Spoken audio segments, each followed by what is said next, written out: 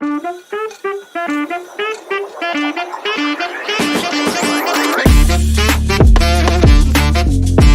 Everyone, welcome back to Kaizen classes.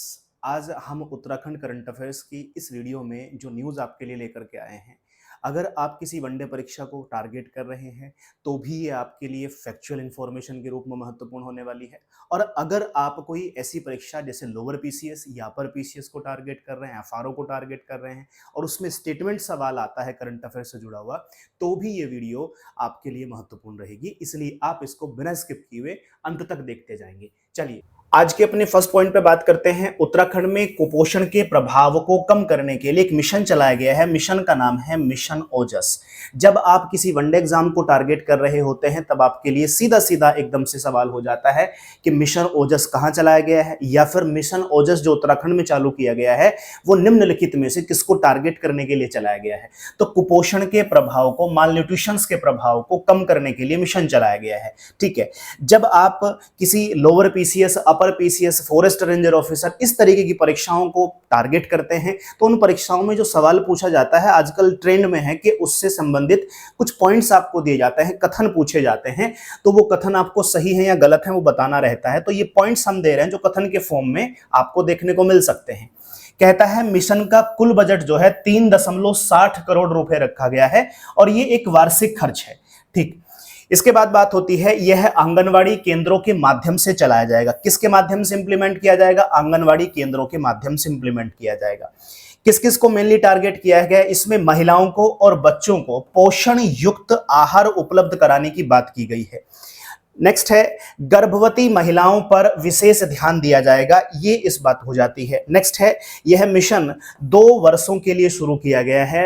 Mission ओजस कुपोषण के प्रभाव को कम करने के लिए आगामी 2 वर्षों के लिए चलाया गया है, जिसमें गर्भवती महिलाओं को विशेष आहार दिया जाएगा, उनको टारगेट किया जाएगा और इसमें बच्चों को और महिलाओं को पोषण युक्त आहार प्रदान किया जाए ताकि कुपोषण की जो रेट है उत्तराखंड में उसको कम किया जा सके। इसके लिए मिशन चलाया गया है।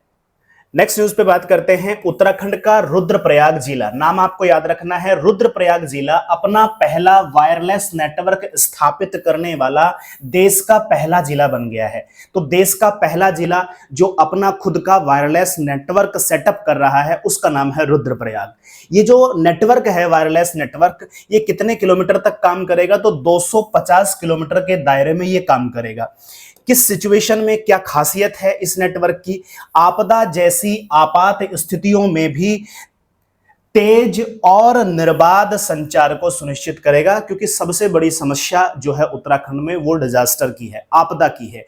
आप देखते हैं लैंडस्लाइड की फॉर्म में, स्नोफॉल की फॉर्म में, अनेक प्रकारों से यहाँ पे आपदाएं देखने को मिल सकती हैं।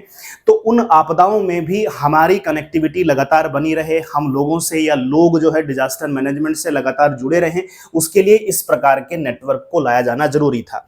अगर हम इसके पर्पज या उद्देश्य पे बात करें तो क्या है? आपदा प्रबंधन को प्रभावी बनाना। ऐसे वाले जो पॉइंट हैं उद्देश्य वाले, ये वाले पॉइंट आपको सीधे सीधे एग्जाम में देखने को मिलते हैं कि अभी रुद्रप्रयाग में अपना वायरलेस नेटवर्क सेटअप किया है, उसके निम्नलिखित में से क्या उद्देश्य हैं? तो ये उद्देश्यों पे बात करते हैं। आपदा प्रबंधन को प्रभावी बनाना इसका पहला उद्देश्य है, आपदा प्रबंधन को प्रभावी करेगा।